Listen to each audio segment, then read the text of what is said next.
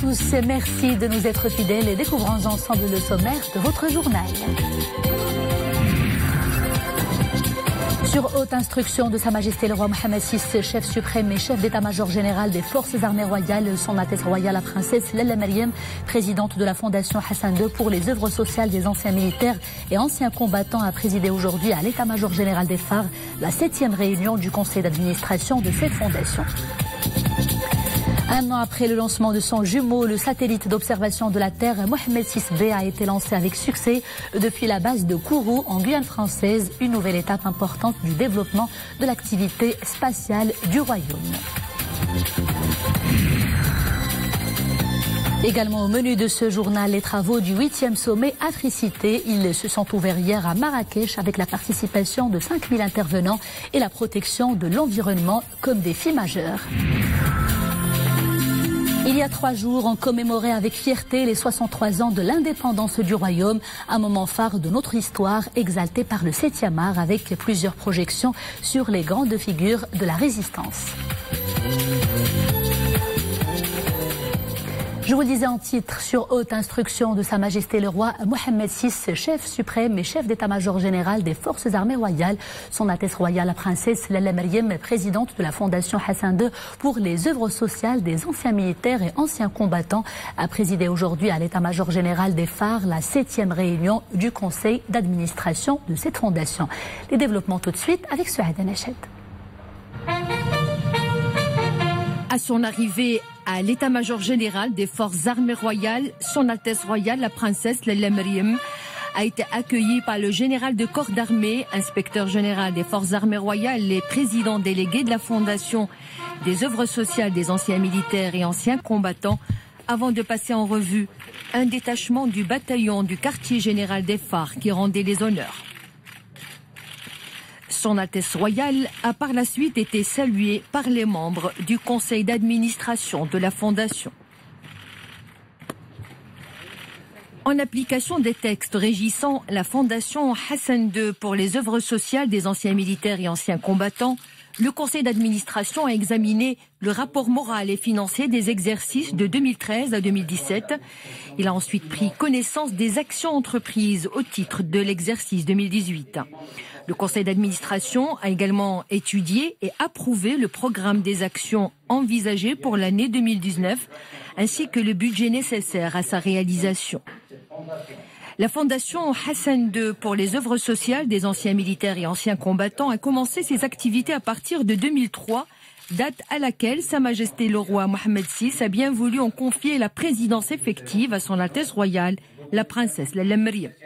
Dans le but d'inscrire l'action de la Fondation dans une dynamique de proximité, Sa Majesté le Roi, chef suprême et chef d'état-major général des Forces armées royales, a ordonné sa restructuration en 2005. Depuis ces dates, 22 délégations régionales réparties dans les différentes régions du royaume et 4 antennes médico-sociales implantées au sein des hôpitaux militaires ont été créées.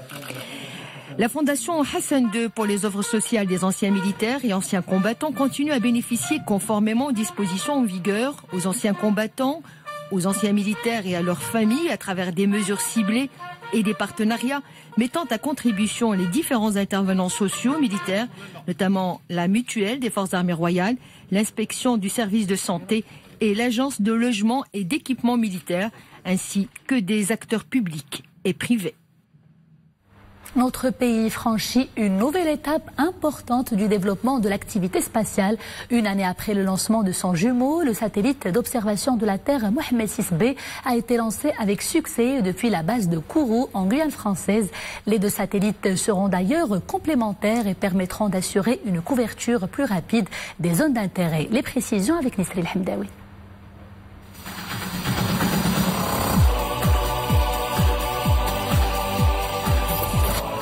2h42, heure du Maroc, c'est parti pour le satellite Mohammed VI-B. Depuis la base de Kourou en Guyane française, le satellite marocain d'observation de la Terre a décollé pour emprunter comme prévu sa trajectoire spatiale. Le lanceur léger Vega l'a placé avec succès sur orbite. Mais quelle sera sa mission ? Le satellite Mohamed VI-B viendra compléter son prédécesseur mis en orbite l'année dernière. Il servira aux activités cartographiques et cadastrales et fournira notamment aux secteurs concernés par le développement durable des informations géospatiales pointues de façon continue.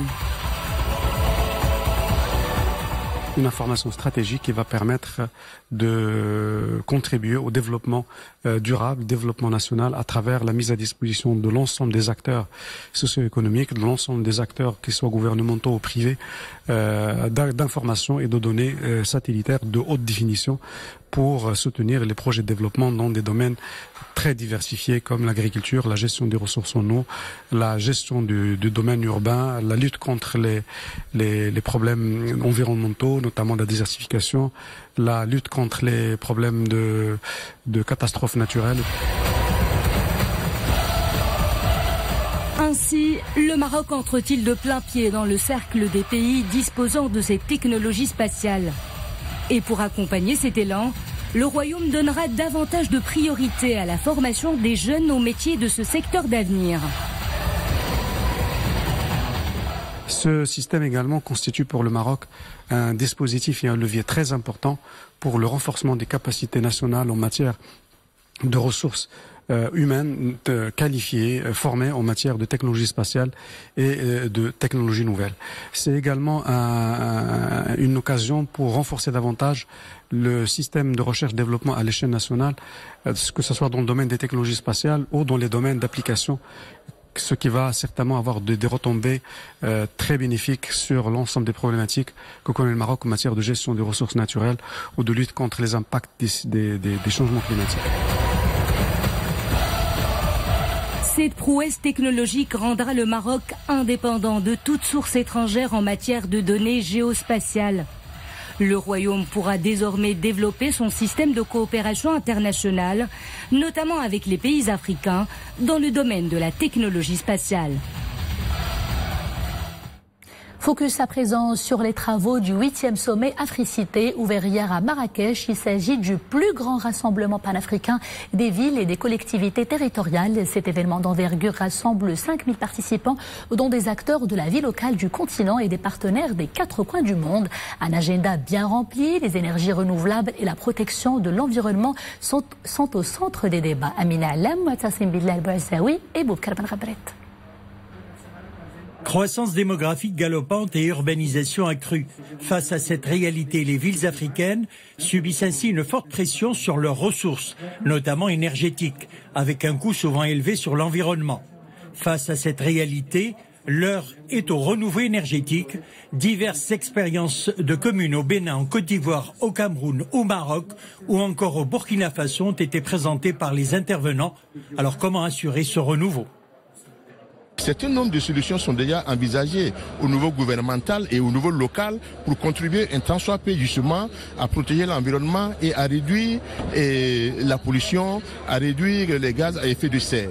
Nous avons dit par exemple qu'il y a des centrales solaires qui sont de plus en plus installées au Burkina Faso depuis que ce gouvernement est en place. Notre ville va bénéficier d'une centrale solaire d'une capacité de 20 MW, ce qui est déjà important, et ça pourrait réduire, ça pourrait être un palliatif au nombre de l'État et au nombre de délestages que nous connaissons dans notre pays. L'accent a été mis sur l'impératif de concevoir l'énergie comme une contribution majeure au développement et de mobiliser les ressources nécessaires pour investir dans ce secteur, d'où l'importance que les communes soient impliquées et outillées pour élaborer des projets viables et économiquement bancables.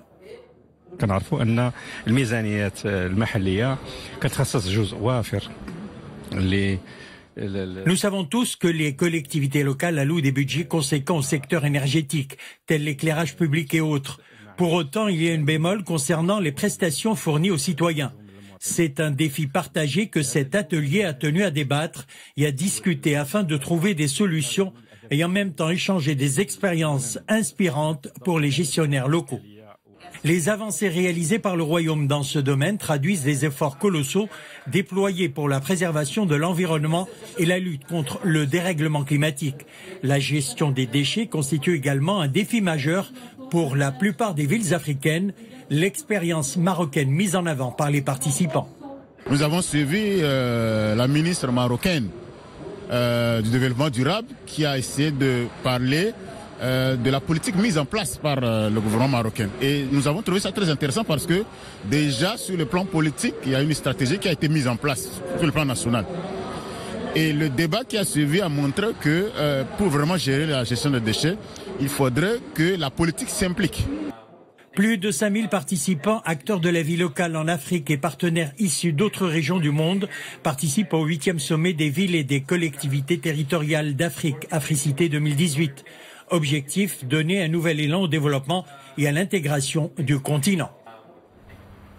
Et de 17 pour le CIB 2018, le Salon international du bâtiment a ouvert ses portes aujourd'hui à Casablanca.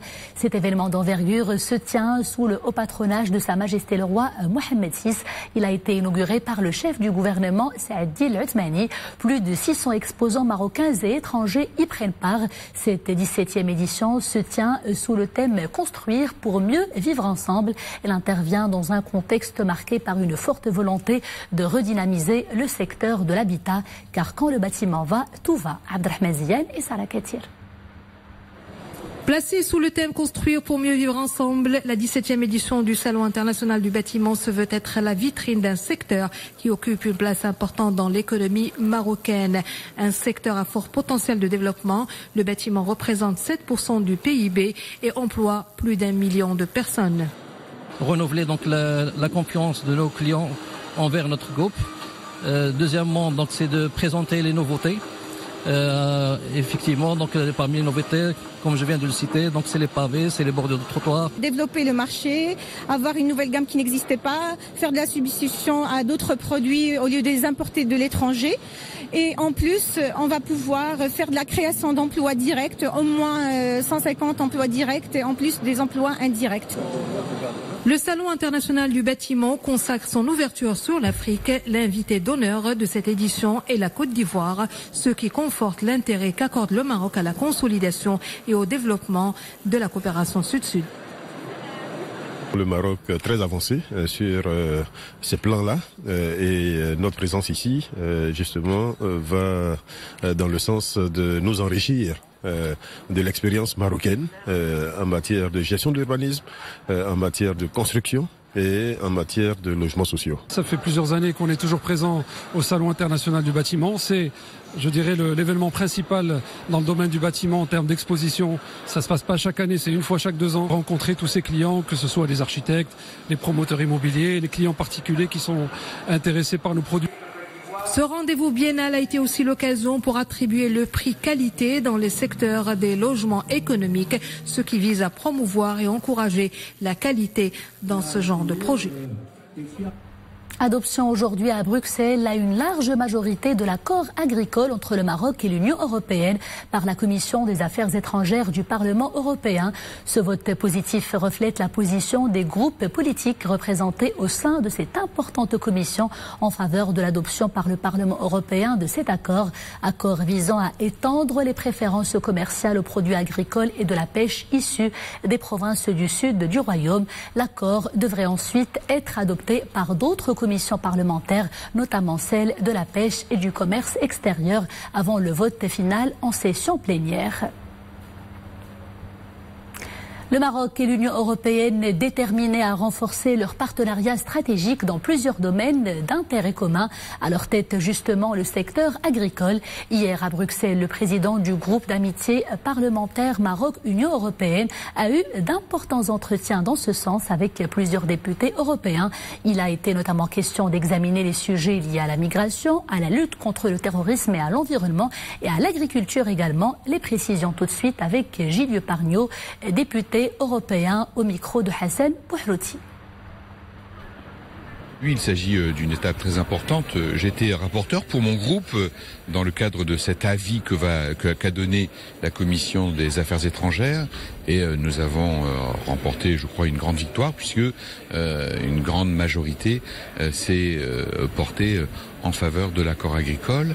Il y a aussi eu un certain nombre d'amendements qui sont conformes à ce que nous voulons. La Commission européenne, représentée par Pierre Moscovici, les autorités marocaines, représentées par Monsieur Aziz Arnouch, pour que nous puissions avoir un mécanisme technique de collecte d'informations concernant tous les produits exportés du Maroc vers l'Europe.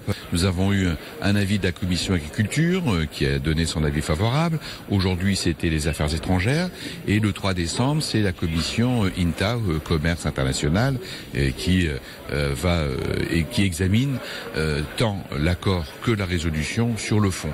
Et ensuite, en janvier, la séance plénière. Ouvrons à présent la page monde de ce journal. L'attaque qui a secoué hier la capitale afghane Kaboul a fait 50 morts et 94 blessés. Un nouveau bilan donné aujourd'hui par les autorités. L'attaque a eu lieu lors d'un rassemblement religieux. C'est l'une des plus meurtrières jamais enregistrées pendant cette année en Afghanistan.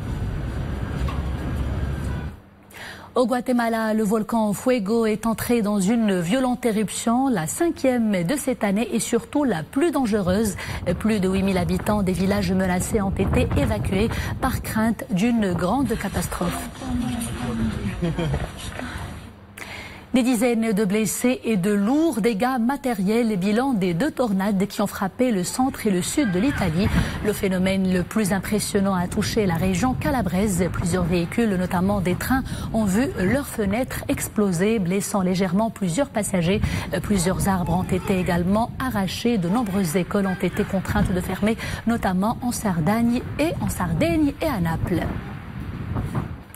Les couleurs du ciel à présent chez nous, selon un bulletin spécial de la météorologie nationale, d'importantes pluies vont intéresser demain encore plusieurs régions du royaume, notamment les côtes sud, le centre, le Saïez, les plateaux de phosphate et l'ouest de la Méditerranée. Je vous propose à présent les hauteurs de pluie relevées hier en millimètres par la direction de la météorologie nationale. Il a été enregistré 27 mm à Tanger, 24 à Ifrane, 13 à l'Araïchi Mohamedia, 12 à Chaouen et 6 à Casa Anfa Nouassar. Et dans la région de Casablanca, justement, ces pluies augurent d'une bonne saison agricole. Les vastes champs de la région sont couverts désormais de verdure. Les agriculteurs reprennent le travail de la terre avec un moral au bout fixe. Ces pluies bienfaitrices sont synonymes de fertilité, mais également de beauté et de verdure, comme vous le voyez sur ces images.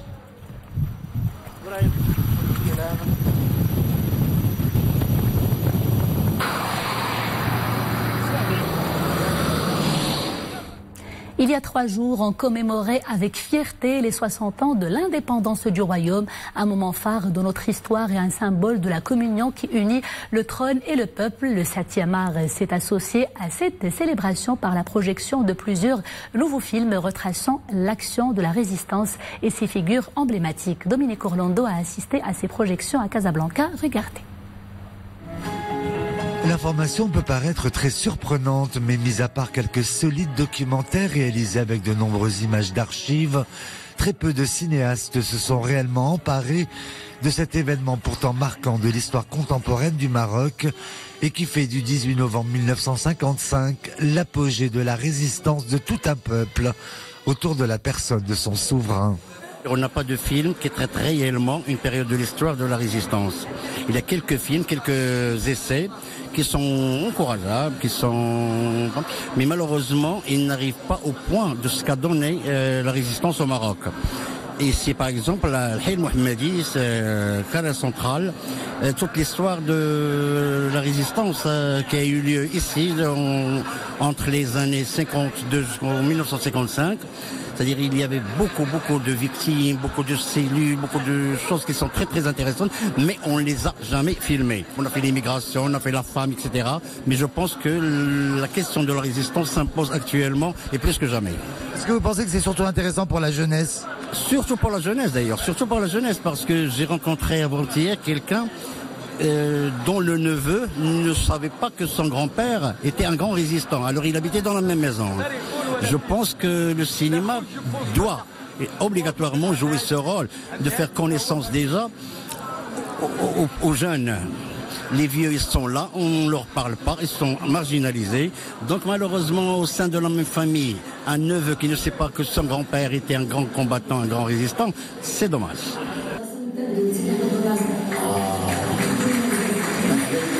Et la cérémonie d'ouverture particulièrement émouvante de cette rencontre cinématographique a été marquée par la présence effective d'un grand nombre de résistants qui ont œuvré de toute leur force il y a de cela plus de 60 ans au tout triomphe de la volonté du trône et du peuple pour se libérer du colonialisme.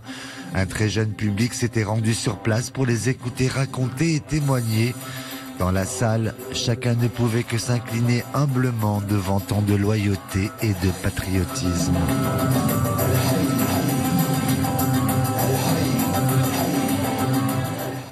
C'est l'histoire d'un jeune baroudeur marocain parti en 2015 à la découverte de l'Afrique. Othman Zoulati a sillonné plus de 20 pays du continent à pied et à vélo. Lors d'une conférence de presse, ce natif d'El Jadida a partagé avec le public des bribes de cette expérience humaine riche en émotions. Abdrahim Ziane et Sarah Katir. À 24 ans, Othman Zoulati, natif d'El Jadida, aura visité 24 pays à pied, en vélo ou en autostop.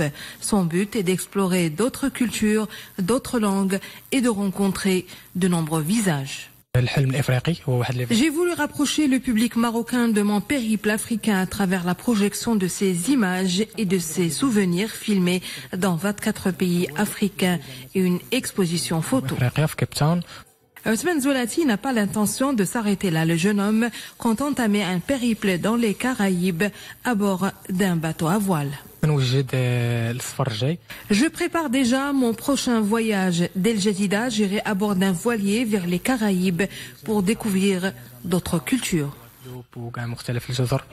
Après avoir eu un diplôme de maintenance industrielle de l'École supérieure de technologie à Safi, Othman a décidé de faire le tour de l'Afrique à la recherche de moments d'échange privilégiés qu'il compte partager avec le public à travers le monde.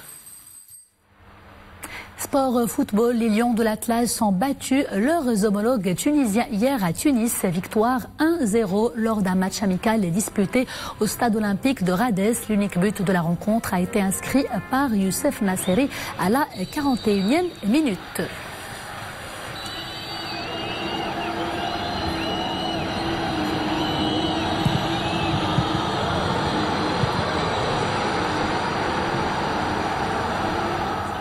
Et toujours en liaison avec le football, nous vous proposons à présent ces images du Qatar qui abritera le mondial 2020. Doha, la capitale, est un chantier à ciel ouvert.